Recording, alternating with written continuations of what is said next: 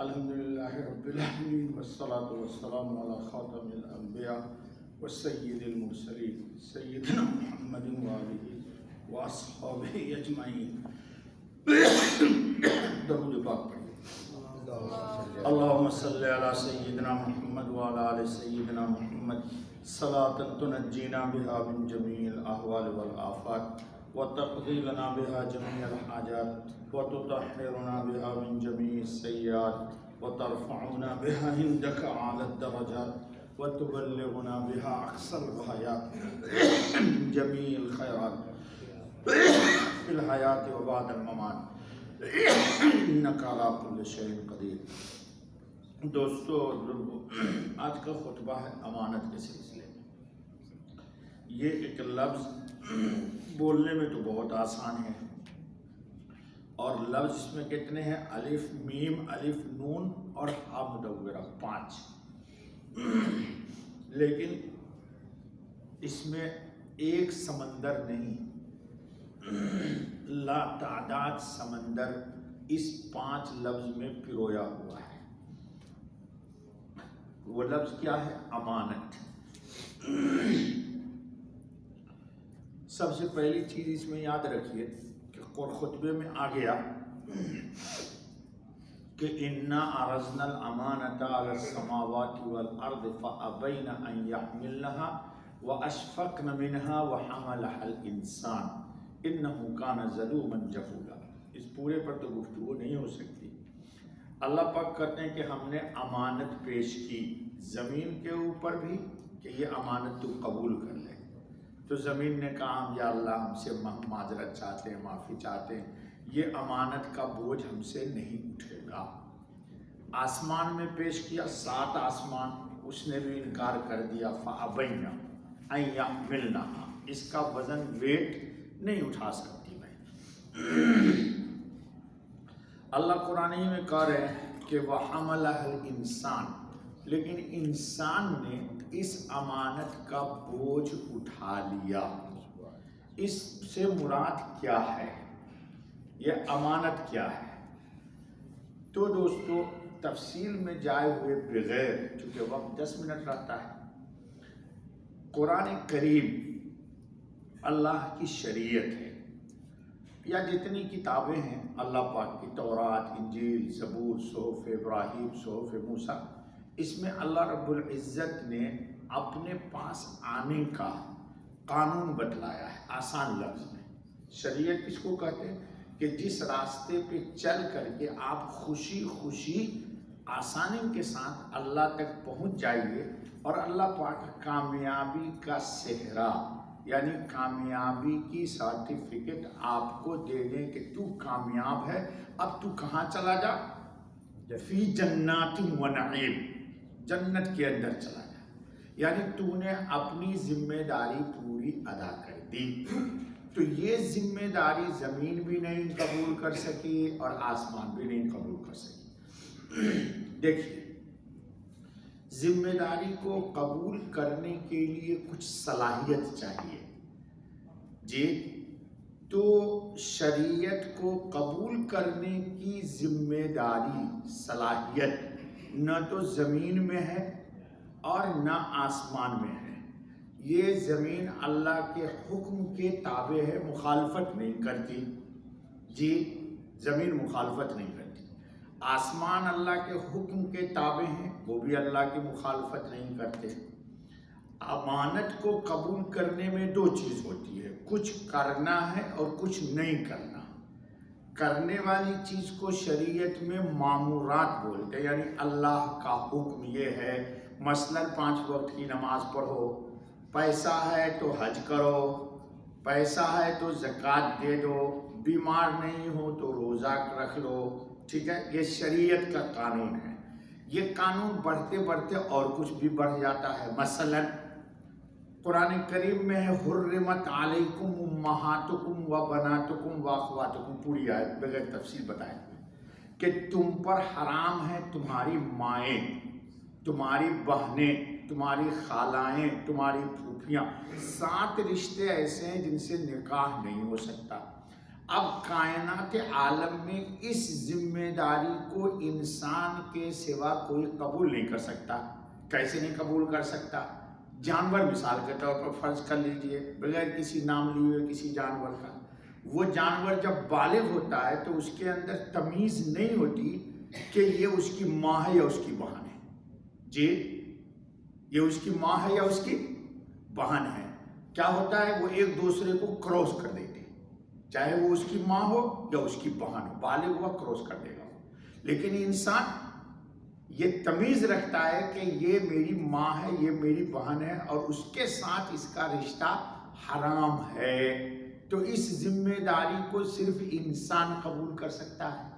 تو اس لیے شریعت میں جو ذمہ داریاں تھیں، اس ذمہ داری کو قبول کرنے کی صلاحیت کائنات عالم میں کسی میں نہیں ہے۔ اس لیے انسان اور جنات کو اللہ نے مکلف بنا دیا۔ مکلف مطلب اللہ کے حکم کو پورا کرنے کی صلاحیت انسان کے اندر ہے، اور انسان کو اللہ تعالیٰ نے اختیار دیا ہے، اور اختیار کے ساتھ ایک بہت بڑی نعمت عطا کی ہے، ہمت۔ کیا عطا کی ہے؟ ہمت۔ انسان ہمت جب کرتا ہے تو ہمت کی بنیاد پر وہ اللہ تک پہنچ جاتا ہے۔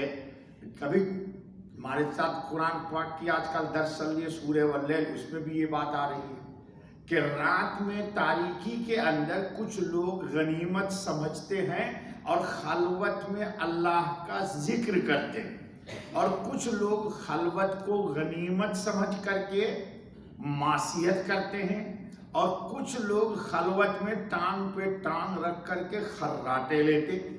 جی، تو گویا کہ تین طبقہ ہو جاتا ہے۔ ایک وہ ہوتا ہے جو عبادت میں مشغول ہو جاتا ہے۔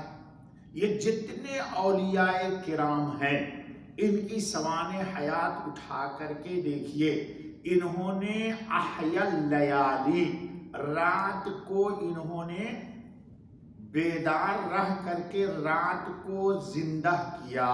قرآن کریم جب ہم اور آپ پڑھتے ہیں تو چونکہ ہم لوگ تو سمجھتے نہیں ہیں، اس لیے پڑھتے چلے جاتے ہیں، سوچتے ہیں کہ ایک پارہ پڑھ لوں، 2 پارہ پڑھ لوں، 10 پارہ پڑھ لوں، 20 پارہ، جلدی جلدی ختم ہو جائے ہمارا قرآن۔ قرآن کریم میں اللہ تعالیٰ نے مومنین کی صفت سورہ فرقان میں بتائی ہے، وَالَّذِينَ يَبِيتُونَ لِرَبِّهِمْ سُجَّدًا وَقِيَامًا۔ یبیتو، باتا یبیتو کا ترجمہ ہے رات بتا دینا، رات گزار دینا۔ اللہ کہتے ہیں کہ جو میرے خاص بندے ہیں نا، جن کے دل میں میری محبت کی چاشنی ہے، تو جن لوگوں کے دل میں میری محبت کائنات عالم میں مخلوق کی ساری محبتوں پر غالب ہے۔ ایسا نہیں ہے کہ آپ لوگوں کو اللہ کی محبت نہیں ہے، محبت ہے آپ کی جب تک آپ مسجد میں بیٹھے ہوئے ہیں، لیکن اتنی محبت نہیں ہے کہ رات کی خلوت میں ہم اپنے نیند کو قربان کر کے اللہ کے سامنے کھڑے ہوں۔ جس کے اندر جتنی محبت ہوتی ہے وہ رات میں اللہ پاک کی خلوت کو غنیمت سمجھ کر اللہ کی عبادت میں لگاتا ہے۔ یہ ضروری نہیں ہے کہ پوری رات ہو، مغرب پڑھ لی جماعت کے ساتھ، اور عشاء پڑھ لیا جماعت کے ساتھ، اور فجر پڑھ لیا جماعت کے ساتھ۔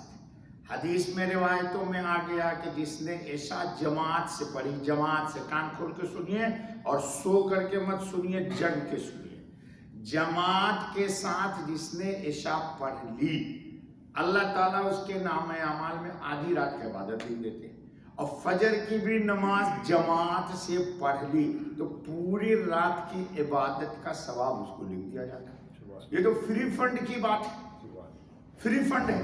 اب ایک آدمی ایسے سوچتا ہے پڑھ لیں گے نا یار، دوست لوگ آئے ہوئے ہیں، پارٹی چل رہی ہے، اب عشاء کی نماز کی آواز آ گئی، گھر کے قریب مسجد ہے، ارے یہیں پر پڑھ لیتے ہیں نا جماعت سے نماز۔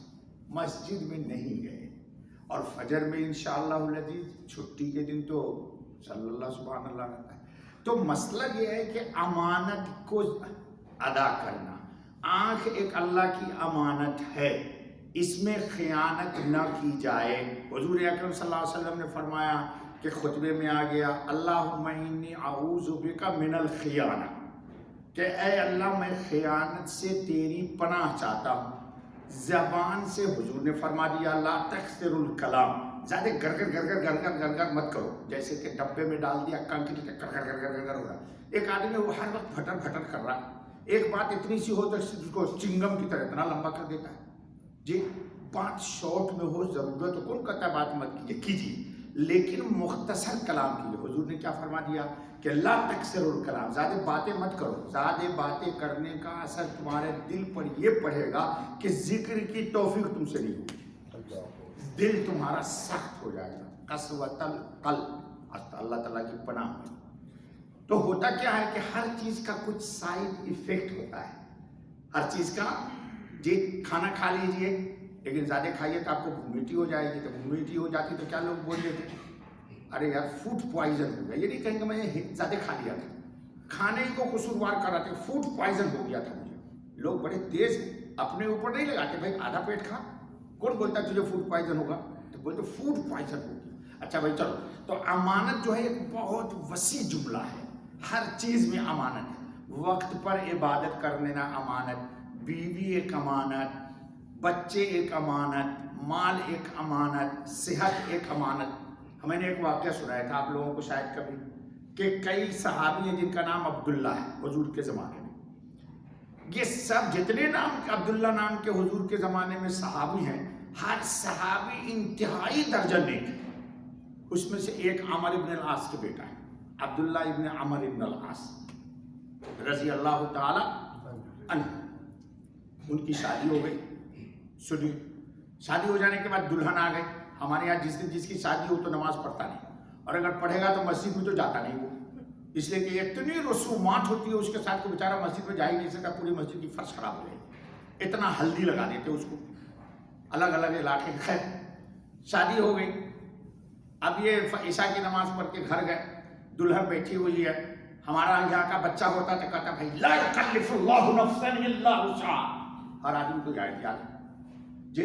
اب وہ کھڑے ہو گئے نماز کے لیے کہ بیوی تو اپنی ہے، مائی وائف، نو ٹینشن، بھائی میرا کھانا ہی ہے تو نو ٹینشن، میں کھا ہی لوں گا جی. تو سوچا کہ ہلکی سی 2 رکعت نماز پڑھتا ہوں، اور 2 رکعت نماز پڑھ کے بیوی اس سے باتیں کروں گا. بس اللہ اکبر کہا اور قرآن کریم کی تلاوت شروع کی. دماغ سے نکل گیا کہ میری شادی ہے یا میری دلہن. کیسے لوگ تھے، یہ قصہ شاید لوگ مانیں گے نہیں، لیکن امام بخاری نے نقل کر دیا اس کو، سولٹ روایت، جا کر کے دیکھیے. خیر اب نیت باندھ لی انہوں نے، پوری رات ان کو یاد ہی نہیں رہا کہ میری my wife is waiting for me, میرے انتظار میں. چلو بھائی فجر کی اذان ہو گئی، چلے گئے مسجد نبوی. عشاء کی نماز کے بعد فجر کی جماعت حضور کے ساتھ پڑھی. ہمارے یہاں دلہا نماز نہیں پڑھتا ہے، نہ عشاء پڑھے گا نہ فجر پڑھے گا اور نہ دلہن پڑھے گی جی. اور ماشاءاللہ داڑھی دیکھیے اتنی لمبی ہے، اور شاید میری جیسی پگڑی بھی اس کے سر پر ہوگی جی. اور باتوں میں لوگ بڑے ولی ہیں آج کل، اور لباس میں بھی ولی ہیں، لیکن یہ نو ایکسیپٹڈ. خیر دن بھر مسجد نبوی میں رہے، دن بھر مسجد نبوی میں رہے، گھر آئے ہی نہیں. چلو کیونکہ دن میں تو لوگ، اس زمانے کی بات تھی بھائی، حضور کی مجلس کو کون چھوڑتا تھا. ایک رات گزر گئی، دوسری رات آئے تو سوچا کہ آج ذرا جلدی نماز پڑھ کر کے اب بیوی سے باتیں کریں. پھر نیت باندھ لی، اور باندھنے کے بعد پھر خود دماغ سے نکل گیا کہ میری بیوی ہے. پوری رات نماز میں کھڑے رہے. امام بخاری نہیں نقل کرتے تو کوئی ماننے کو تیار نہیں ہوتا اس روایت کو جی. سولٹ روایت ہے. خیر 2 رات گزر گئی، فجر کی اذان میں چلے گئے مسجد نبوی. 2 رات گزر گئی. پھر اب تیسری رات کو سوچا کہ آج بہت ہلکی نماز پڑھوں گا. ہمارے یہاں تو دلہا 3 دن نماز ہی نہیں پڑھے گا. کہے گا مولوی صاحب لا یکلف اللہ نے تک مکلف ہی نہیں کیا ہے جی. ہمارے یہاں ہر آدمی کو یہ آیت یاد ہے. اچھا دنیا کے معاملے میں ہم لوگ بہت تیز ہیں، لیکن دین کے معاملے میں 1000 عذر لوگوں کے ساتھ. خیر استغفر اللہ، ٹائم ہو جائے گا. 3 دن ہو گئی، اب ساس کو یعنی حضرت عمر بن العاص کی بیوی جن کی بہو ہے، تو بہو سے پوچھا کہ کیف وجدت عبداللہ، عبداللہ کو تو نے کیسا پایا؟ بہو سے پوچھ رہی ہے ساس. دیکھو کتنی ہوش مند دانا مبینہ خاتون ہے. ہمارے یہاں کی آج کل کی عورت ہوتی کہتی تو وہ نکما نہیں کرتی ہے، وہ نامرد آدمی ہے، فوراً کلیم داغ دیتی. تو اس نے کچھ نہیں کہا، اس نے بڑی پیاری بات کہی ہے. کیا کہا؟ وجدتہ قواما وصواما، رات بھر وہ عبادت کرتے ہیں اور دن میں وہ روزہ رکھتے ہیں. اب سب کچھ اس کے در پردہ کہہ دیا. یہ کس کو کہا؟ عمر بن العاص. عمر بن العاص گئے مسجد نبوی میں، حضور سے کہا کہ یا رسول اللہ صلی اللہ علیہ وسلم، یہ میرے بیٹا عبداللہ کی شادی ہوئی ہے اور 3 رات ہو گئے، کسی نے دلہن کی شکل ہی نہیں دیکھی بیچاری. آج کل تو وہ اتنا لپسٹک لگا دیتی ہے کہ بیچاری اوریجنل ہی نہیں لگتا ہے کہ کون ہے. ہمارے ایک دوست ہے، نام نہیں لوں گا میں، ان کی شادی ہوئی، گئے دلہن کے پاس، رات میں دیکھا کہ وہ تو میڈین برطانیہ ہے، اور صبح میں جب منہ دھل کے آئی تو دیکھا وہ ساؤتھ افریقہ کی ہے. ہاں 50,000 روپیہ میک اپ پہ خرچ کرتے، اور اس کو کہیں اللہ کے نام میں دے دے. ایک مسجد میں سب لگایا، مولوی صاحب بجٹ نہیں ہے. اب برا مت مانیے، ہم تو دیکھے ہوئے 50 1 لاکھ روپیہ صرف اس پر پالش لگانے کا دیتے ہیں لڑکیاں، اور وہ لوگ دیتے ہیں جن کو ہم آپ سمجھیں گے یہ دیندار ہے. تو انہوں نے یہ بات کہی. عمر بن العاص نے حضور اکرم کو کہا کہ یا رسول اللہ صلی اللہ علیہ وسلم، اس کی شادی ہوئی اور 3 دن سے اس نے دلہن کی شکل ہی نہیں دیکھی، اور میری بیوی نے پوچھا دلہن کو، بہو کو، تو بہو نے یہ کہا ہے. تو حضور صلی اللہ علیہ وسلم نے ان کو بلایا، عبداللہ کو، کہا سنو، وَلِزَوْجِكَ عَلَيْكَ حق، تیرے بیوی کا بھی تیرے اوپر حق ہے. وَلِعَيْنِكَ عَلَيْكَ حق، اور تیرے آنکھ کا بھی حق ہے تھوڑا سا.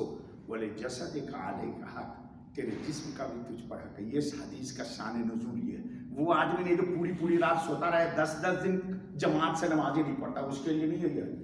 آج کل ہر آدمی اس حدیث کو کوٹ کر دیتا ہے. یہ کس کے لیے ہے؟ جس نے نئی دلہن کو 3 دن تک شکل بھی نہیں دیکھی.